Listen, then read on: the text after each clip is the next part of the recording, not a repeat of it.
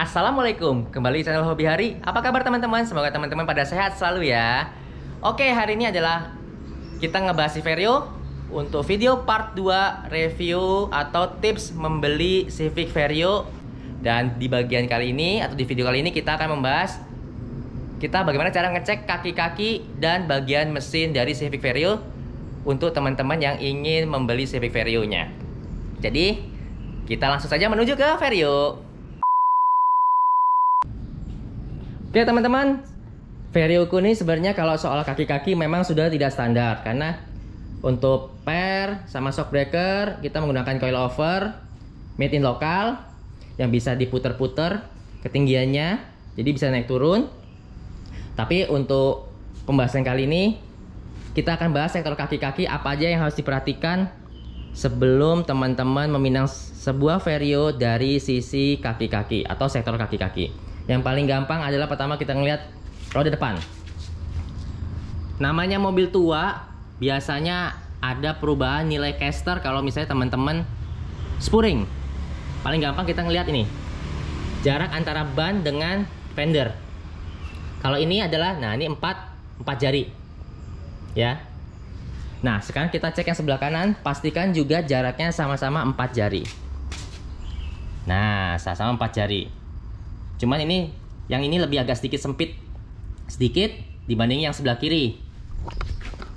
Artinya mungkin caster yang kanan tuh lebih sedikit narik ke belakang. Jadi ini faktornya macam-macam teman-teman ya. Bisa karena memang bushing dari arm atas bawahnya sudah mulai ada yang oblak atau goyang, sehingga roda tuh agak sedikit ketarik ke dalam. Atau juga karena mungkin ada setelan atau dudukan dari tower shock breaker yang ada di atas. Namanya juga mobil tua dan mobil sudah berumur, mobil sering dipakai. Namanya defleksi pada besi atau chassis atau dudukan shock breaker itu pasti akan terjadi. Jadi makanya teman-teman, ada beberapa orang atau mungkin banyak teman-teman yang menggunakan strut bar sebagai tambahan atau chassis tuning untuk mengurangi defleksi dari chassis. Jadi makanya teman-teman, mobilku ini sudah pakai strut bar depan dan belakang. Jadi yang depan tuh di bagian mesin, dan yang satu lagi ada di bagasi. Tadi kalau misalnya kemarin teman-teman lihat di video sebelumnya, itu ada kayak bar putih, itu adalah rear strut bar untuk roda belakang. Oke, next berikutnya yang kita cek adalah sistem pengereman. Kalau mobil standar, nah pastikan juga ini disc brake-nya rata, tidak ada gelombang yang aneh-aneh. Kalau memang pernah ada gelombang yang parah atau karat, artinya bisa jadi kapas remnya sudah jelek. Dan kalian harus coba test drive mobilnya, kemudian rem di kecepatan 60-an sampai 80. Biasanya kalau memang disc brake-nya udah nggak rata, dia akan getar ke setir. Artinya teman-teman, kalian perlu extra cost untuk memperbaiki rem, terutama ganti brake pad pasti. Sekalian juga kalian harus kuras minyak remnya, dan yang pasti harus ngebubut piringan rem atau disc brake, karena penyebab getar pada saat kita ngerem di kecepatan tinggi adalah karena disc brake-nya itu sudah tidak rata atau oleng.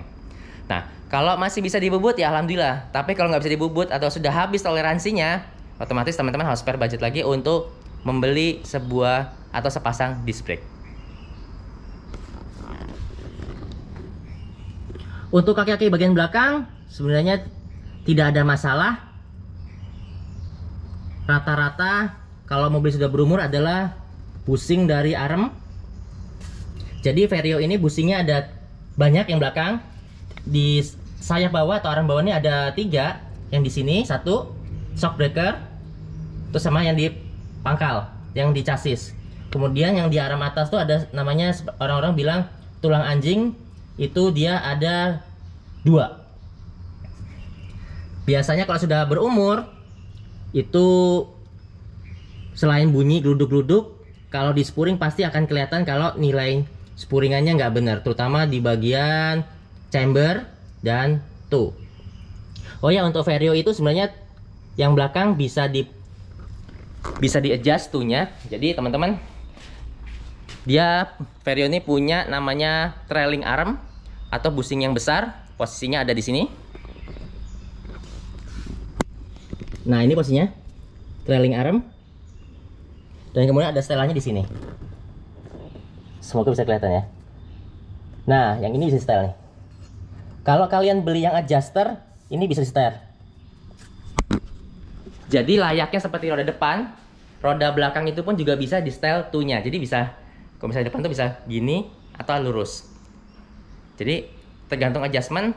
Kalau pengennya lurus, bisa dibikin lurus. Jadi makanya Civic Vario ini untuk mobil tua cukup canggih dari sektor kaki-kaki. Konstruksi kaki-kakinya bisa banyak yang di-adjust. Dan part aftermarketnya juga banyak. Sehingga teman-teman bisa milih seberapa kebutuhan kalian untuk mengkoreksi dari alignment roda-roda depan maupun belakang. Kemudian salah satu ciri khas Vario untuk roda depan, dan teman-teman tidak perlu panik, adalah posisi roda depan sebelah kiri dan kanan itu, yang kanan tuh pasti lebih keluar dibanding yang kiri. Nah, ini coba lihat teman-teman ya.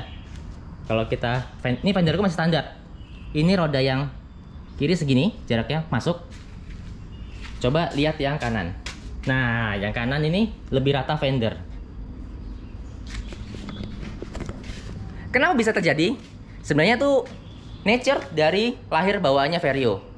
Jadi untuk mobil yang gearboxnya matic dan manual, yang matic itu lebih nongol yang sebelah kanan, karena gearboxnya lebih tebel, kan as rodanya juga sama panjangnya, sehingga dia lebih nongol keluar karena gearboxnya lebih tebel. Nah, ini kalau misalnya teman-teman mobilnya masih pakai velg standar ring 14, itu nggak akan kelihatan. Tapi kalau kalian pakai velg yang mulai lebar seperti mobilku ini kan pakai 15x7 ya, offsetnya 35.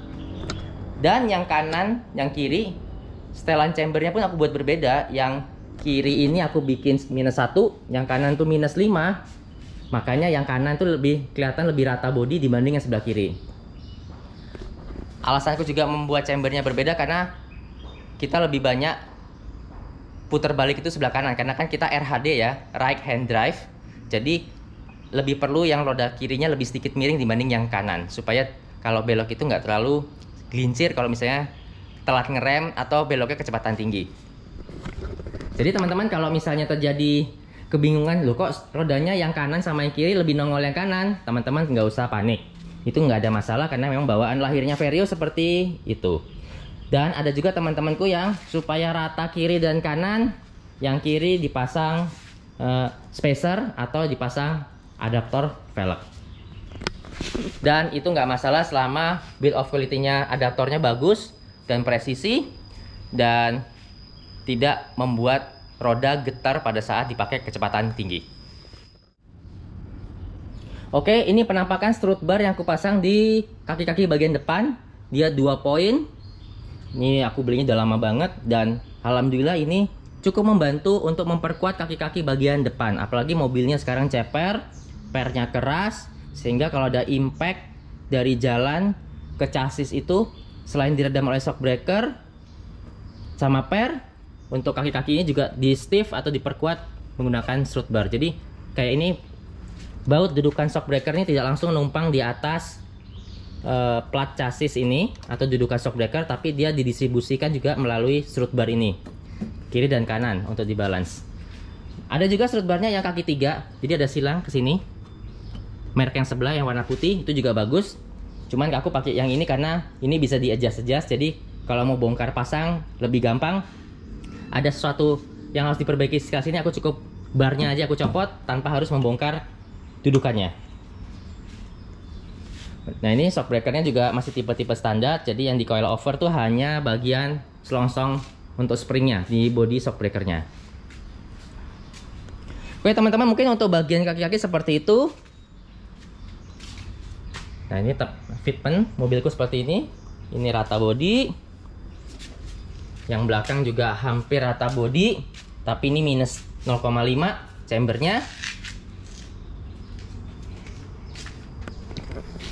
Dan selanjutnya kita bahas ke bagian utama, yaitu bagian mesin. Karena mesin ini yang menjadi momok banyak orang yang selalu menduga-duga, selalu banyak pertimbangan mobil tua yang problem paling besar adalah di mesin. Tapi sebenarnya nggak sesusah itu teman-teman. Selama teman-teman bisa memperhatikan beberapa hal di bagian mesin, insya Allah kalian dapat mobil dengan unit mesin yang sehat. Untuk mesin Civic Varioku ini sebenarnya juga nggak standar teman-teman. Jadi seiring dengan penggunaan, mobil ini juga mesinnya aku improve supaya durability-nya juga lebih baik, lebih sehat, dipakai lama.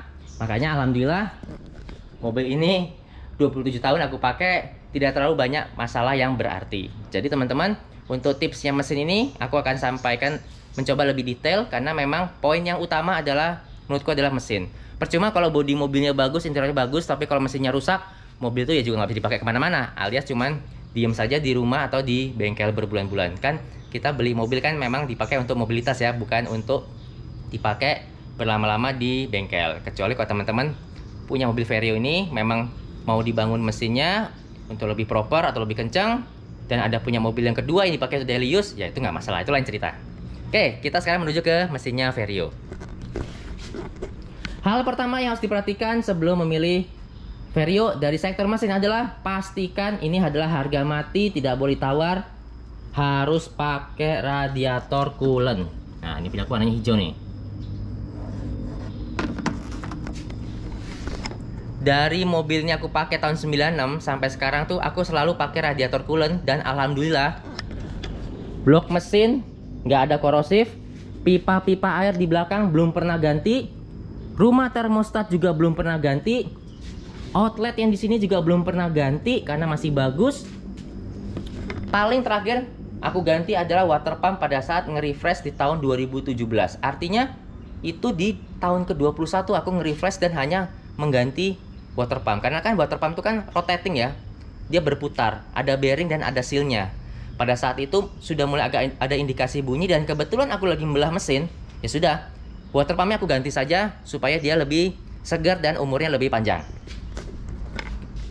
Untuk yang radiator tidak ada kompromi, dia harus pakai radiator coolant. Ini juga fan-nya masih otomatis, tidak ada jumper-jumpernya, tidak ada akal-akalan. Kipasnya juga masih kipas standar, bilahnya cuma warnanya udah lebih baru karena waktu itu aku ganti sekalian motornya. Kita refresh saja motornya. Kemarin aku ganti motor radiator itu bukan berarti karena motor sebelumnya rusak, teman-teman. Tapi karena ini udah umurnya 27 tahun dan itu adalah barang berputar dan barang elektronik, nggak ada salahnya kita ganti saja supaya jaga-jaga daripada kita waktu jalan tiba-tiba radiator tuh atau kipasnya tuh mati. Itu akan menyusahkan kita gitu. Jadi kita menjaga sebelum terjadi. Dan harganya juga nggak terlalu mahal, sekitar berapa kemarin beli? 400-500 ribu gitu. Cari yang denso aja cukup. Dan kebetulan blade-nya juga aku ganti pakai yang sama bentuknya, palang 4 juga, biar lebih fresh kelihatannya. Jadi untuk sektor pendinginan harus cari yang kipas radiatornya masih berputar dengan baik, otomatisnya berfungsi dengan normal, dan pakai radiator coolant. Dan satu lagi, jangan cari yang mobil kipas radiatornya di jumper dan termostatnya dilepas. Itu sangat menyalahi spesifikasi mobil atau mesin. Karena memang sejatinya mobil itu dilahirkan menggunakan termostat dan kipasnya nyala secara otomatis. Dan itu sudah didesain oleh engineer dari pembuat mobil ini, dari Honda. Jadi teman-teman, jangan diakalkan seperti itu. Karena mubazir juga, ngapain juga kalian lepas termostat terus kalian ngejumper langsung fan-nya. Yang ada mesin terlalu dingin, bensin boros, kemudian fan tuh nyala terus, otomatis mengurangi umur dari motor fan radiator. Kenyataannya kalau kita jalan di tol, itu aslinya fan itu nggak nyala loh, karena dia dapat asupan udara dingin dari depan. Jadi kalau misalnya kalian nyalain fan-nya tuh on terus, nggak otomatis, boros ke listrik, otomatis juga boros ke bahan bakar. Jadi buat apa melakukan hal yang mubazir seperti itu? Jadi pastikan aja mobil itu sehat. Buat segala-galanya tuh normal seperti bawaan pabrik, insya Allah tidak ada masalah di jalur pendinginan radiator. Berikutnya yang menjadi momok dari pengguna Vario atau pemilik Vario adalah puli crankshaft yang di bawah. Nah, sekali lagi teman-teman, ini mobil tua ya. Jadi namanya benda berputar itu pasti dia ada umurnya. Namanya seperti besi itu pasti ada fatigue atau kelelahan. Jadi kalau tidak di refresh atau tidak diperbaiki, intinya jangan memperbaiki pada saat rusak. Jadi kira-kira kalian ada budget untuk merefresh, segala kalian refresh, teman-teman. Jadi jangan sampai menunggu rusak kalian baru refresh. Jadi salah satu problemnya CCV Vario itu adalah di baut puli crankshaft. Jadi di paling bawah ini crankshaft yang menghubungkan timing belt ini yang dengan camshaft dengan krek as. Itu ada baut puli ke crankshaft. Jadi puli yang gedenya ada bautnya ke crankshaft, terus ada spee-nya. Aku sekarang kondisinya kalau misalnya aku ganti timing belt sudah 2 kali, aku pasti akan beli spee dan bautnya. Sebaiknya bautnya sama spee-nya diganti aja. Meskipun bentuknya masih bagus, tapi ini kan benda berputar ya. Apalagi mobilnya juga kadang-kadang aku bejek-bejek, aku tarik-tarik ya. Jadi sebaiknya langsung diganti aja, sekaligus juga memperpanjang umur dari crankshaft teman-teman. Dulu tuh aku juga pernah kejadian puliku mau lepas. Jadi karena spee-nya lewat, loncat, geser, alhasil timingku loncat 1 gigi, sehingga tuh menabrak klep, ditabrak oleh piston, sehingga klepku ada bengkok 8. Nah pada saat itu aku berpikir mungkin dah waktunya aku harus refresh mobil ini. Mana yang bisa aku perbaiki dari bagian berputarnya aku perbaiki dan aku ganti. Dan alhamdulillah teman-teman sekalian gini, kalau teman-teman masih ngakalin misalnya spee-nya sudah pernah lompat sekali, baut krek asnya kalian ganti, belum berarti itu akan sembuh di kemudian hari. Bisa jadi 2-3 tahun lagi akan bermasalah. Karena sekalinya puli itu loncat bautnya atau lepas, pasti crankshaft itu nggak akan center, nggak akan balance lagi. Teman-teman boleh ngecek kalau misalnya lagi pas ada masalah puli, kalian turun mesin, coba kalian balance krek asnya. Kalau masih bisa dibalance, alhamdulillah berarti krek asnya masih bisa selamat, bisa dipakai lagi. Tapi kalau misalnya udah nggak bisa dibalance atau nggak bisa disamain lagi beratnya, bobotnya karena dia melintir, otomatis teman-teman harus cari krek as baru. Jadi untuk bagian krek as ini menjadi momok, salah satu caranya ngecek yang paling gampang adalah pada saat mobil tuh di starter mesinnya nyala, kalian bisa ngelihat belt power steering, terus kemudian ada tensioner itu, jangan sampai dia goyang-goyang gini, dia harus muternya rata pulinya. Kalau berputarnya goyang-goyang pulinya, artinya ada sesuatu yang tidak seimbang di bagian berputar tersebut. Nah kalian mencurigai bagian itu, dan sebaiknya kalau ada unit lain yang lebih segar, kalian mending pindah unit aja, cari unit yang lain yang lebih segar di sektor itu. Berikutnya komponennya adalah dinamo starter. Kemarin banyak teman-teman yang japri, Mas Hari kok starternya bunyinya keren banget ya, maksudnya gagah banget ya. Nah jadi teman-teman, dinamo starterku juga sudah ganti. Aku nggak pakai bawahnya Vario yang manual, jadi aku pakai bawahnya mesin ZC. ZC itu sama-sama D16, cuman dia biasanya untuk yang non VTEC SWC seperti mesinnya Estilo Genio. Nah untuk ZC itu warnanya gini, dia ada hijaunya tandanya untuk membedakan dengan dinamo starternya Vario yang manual. Jadi kalau sound starter suaranya lebih enak dan dia lebih kuat untuk muter flywheel, dan berguna bagi teman-teman yang biasanya kompresi mesinnya tinggi. Biasanya kalau starter tuh berat, insya Allah kalau pakai dinamo starter yang hijau ini atau yang punya ZC ini lebih mudah dan loncat untuk di starter atau dinyalakan mesinnya. Dinamo starter itu pada saat itu aku ganti karena memang sudah umur juga, namanya barang elektronik. Teman-teman jangan menunggu rusak baru diganti. Jadi memang balik lagi untuk memilih sebuah Vario itu balik lagi ke penjual, seberapa detail dia memberikan informasi mengenai mobil yang akan dijual. Teman-teman sebaiknya nanyain lebih detail apa saja yang sudah dirubah, apa saja yang sudah diperbaikin dari sektor mesin maupun kaki-kaki, sehingga kalian bisa ngukur ke depannya kalau misalnya ada perbaikan, berapa kira-kira yang harus dikeluarkan biayanya, spare waktu juga. Karena memang Vario ini mobilnya juga sudah tua, tapi bukan berarti kita tidak susah mencari spare partnya ya. Di marketplace dimanapun tuh banyak, toko offline di Jakarta juga masih banyak yang jual spare partnya Vario ini, dan dia bisa juga istilahnya pakai pakaian atau kanibalan dengan saudaranya Genio Estilo di beberapa part. Kemudian untuk beberapa elektronik itu soket-soket atau sensor kemarin bisa pakai punyanya Jazz GD3, Jadi teman-teman tidak usah terlalu khawatir mengenai spare part. Banyak tersedia, tinggal pilih mau yang KW atau yang ori, sesuaikan dengan budget. Dan yang pasti kalau KW itu umurnya tidak sepanjang yang ori. Yang ori memang istilahnya harga tidak membohongi lah teman-teman. Apalagi untuk yang jajan-jajan awet, sebaiknya teman-teman belinya yang ori saja menurutku. Berikutnya kalau kalian ngecek kondisi bagian ruang mesin dari Vario yang dijual sebelum dibeli, pastikan tidak terlalu banyak kabel-kabel yang seliweran di sini teman-teman, terutama yang menggunakan relay. Karena gini ya teman-teman, mobil ini kan mobil tua ya, jadi wiring itu adalah salah satu masalah yang serius juga, karena kabel-kabelannya ini kan semua insulatornya atau kulit kabelnya itu udah banyak yang sudah keras. Jadi kalau ngejumper kabel tuh hati-hati, dan sebaiknya kalau modif yang bijak saja langsung ngambil api dari fuse box. Di dalam fuse box yang di dalam sana di bawah setir itu juga masih ada beberapa slot yang bisa dipakai untuk misalnya teman-teman mau menambahkan fog lamp kah, atau rear wiper kah, atau apapun lah itu.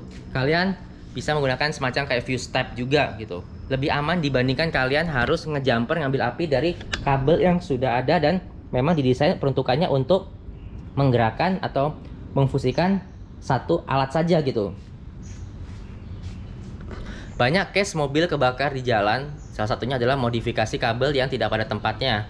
Dan aku jujur untuk perkabelannya aku juga takut. Jadi makanya perkabelanku di sini semua standar. Aku tidak ada relay, lampu juga masih standar. Kelistrikan sini standar. Karena memang namanya kabel kita nggak tahu, tersembunyi, bisa saja kemudian hari ada short dan kebakar. Untuk menghindari hal tersebut, ya kita sebaiknya tidak usah melakukan modifikasi yang berat pada kabel, kecuali teman-teman pengen benar-benar modifikasi dan mengganti kabelnya dari nol. Jadi bikin tarikan baru itu lebih baik, karena kan memang kabelnya lebih fresh. Mungkin kalian bisa membesarkan ukuran kabelnya sehingga lebih aman untuk dilewati arus listrik ke arah equipment atau peralatan yang akan dialiri listrik tersebut. Oke, untuk mobilku ini tidak ada fog lamp karena memang aku tidak pakai. Perkabelan masih standar semua, aki juga masih standar. Yang ada di dalam fuse box ini juga masih standar semua, tidak ada diganti, tidak gede-gedein. Kemudian paling untuk kelistrikan, kabel busi aja ganti pakai NGK spark plug. Dan mobilku ini teman-teman, karena mesinnya sudah cukup banyak dimodif dan sudah pakai piggyback komputer, jadi memang aku konsennya nggak ke arah pernak-pernik aksesoris, lebih ke arah untuk tuning mesin saja. Momok berikutnya mengenai kelistrikan tapi berhubungan dengan AC adalah idle up dari mobil ini. Banyak penyakit yang dialami oleh CV Vario, yaitu RPM-nya ngedrop pada saat AC itu dinyalakan. Sebenarnya itu banyak faktor ya teman-teman, dan itu harus ditanyakan kepada penjualnya. Nah, ini namanya EACV idle up.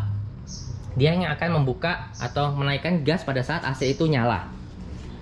Jadi teman-teman, ada juga beberapa teman yang ngakalin menggunakan idle up-nya tambahan punyanya Grid Corolla. Itu juga merupakan salah satu solusi. Cuman aku nggak begitu suka karena akan ada kabel dan selang-selang yang berseliweran tidak sesuai dengan bawaan mobilnya. Dan punyaku sekarang masih pakai EACV standar dan AC ku juga berfungsi normal, masih pakai kompresor standar. Dan alhamdulillahnya mobilku sekarang kalau misalnya pakai AC juga AC-nya nyala, RPM-nya tidak ngedrop. Karena banyak faktor juga yang menyebabkan RPM itu ngedrop. Jadi antara kompresor AC-nya juga perlu diservis. Mungkin sudah berat juga oli kompresornya udah terlalu jelek. Dan makanya teman-teman kan suka ngeliat mobil itu harus servis AC secara periodik. Selain nguras freon juga ganti oli kompresornya. Gak ada salahnya teman-teman kalau kalian ganti oli kompresor AC itu juga memperpanjang umur dari si kompresor AC-nya. Kapan tuh aku ngelihat kompresor AC-nya Vario ini harganya juga lumayan. Berapa ya? 3,5 apa 1,5 juta gitu. Daripada kita ganti kompresor AC kan lebih baik kita merawat dengan mengganti freon dan oli kompresor AC secara rutin. Oke, sekarang kita coba nyalain mesinnya si Vario. Kita lihat kondisi pulinya. Nanti kita nyalain AC sekalian ngeliat RPM-nya seberapa yang harus normalnya Vario ketika saat AC itu nyala. Oh ya teman-teman, sebelum nyalain mesin mobil, balik lagi ke bagian radiator. Itu adalah radiatorku yang lama. Ini aku yang baru. Yang lama ini bukan berarti rusak ya aku teman-teman ya. Karena dari dulu kan aku pakai radiator coolant. Biarpun bodinya sudah jelek, buruk rupa seperti ini, tapi karena aku pakai coolant, coba lihat dalamannya. Tuh, teman-teman bisa lihat bagian dalamannya tidak ada karat sama sekali dan bersih.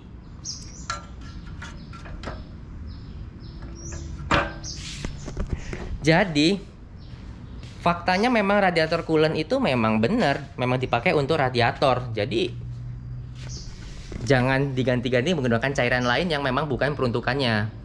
Desainnya radiator coolant memang air radiator yang diberikan aditif untuk melumasi di bagian internal mesin, jalur pendinginnya, maupun juga menaikkan titik didih dari air. Sekaligus juga dikasih warna itu kenapa hijau atau merah, supaya kalau ada kebocoran kita bisa lihat di mana sih titik bocor dari jalur sistem pendinginan radiator itu. Jadi teman-teman, untuk yang masih menggunakan air, sebaiknya kalian segera beralih ke radiator coolant kembali. Ada yang banyak yang bilang kalau sudah hijrah balik ke radiator coolant lagi nanti banyak bocor.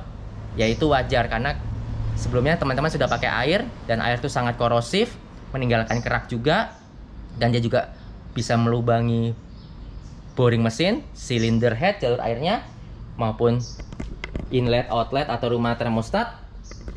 Jadi kalau memang ada budget yang cukup, pas mau hijrah ke radiator coolant, semua part-part tadi teman-teman ganti saja supaya lebih aman dan tidak terjadi kebocoran di kemudian hari. Oke, kita nyalain mesinnya si Vario. Bismillahirrahmanirrahim.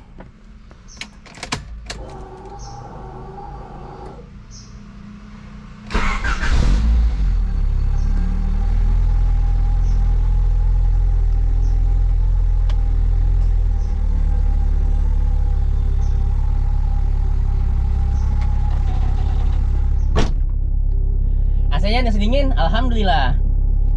Dan satu lagi aku udah pasang filter AC di balik sini.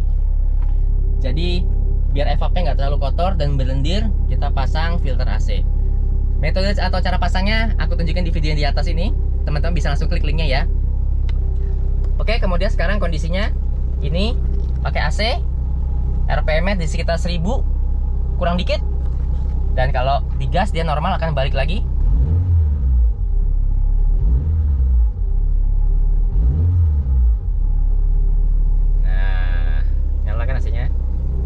RPM-nya segitu aja.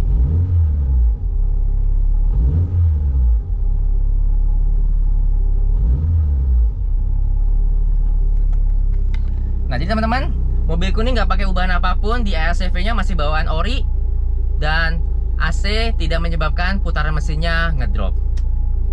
Oke, sekarang kita matiin mesinnya, kita kembali lagi ke depan. Start. Sebelum dimatiin, kita cek kondisi puli ya.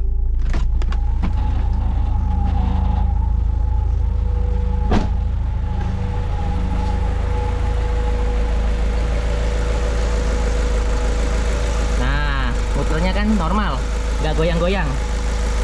Artinya semua sinkron antara ini puli power steering, kemudian tensioner, di bawah itu adalah AC, yang belakang sana ada alternator. Tuh. Kalau ketiga komponen berputar itu tidak berputar abnormal, insya Allah tidak ada masalah di bagian puli crankshaftnya.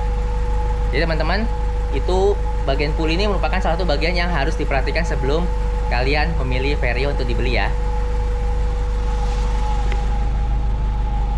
A few moments later.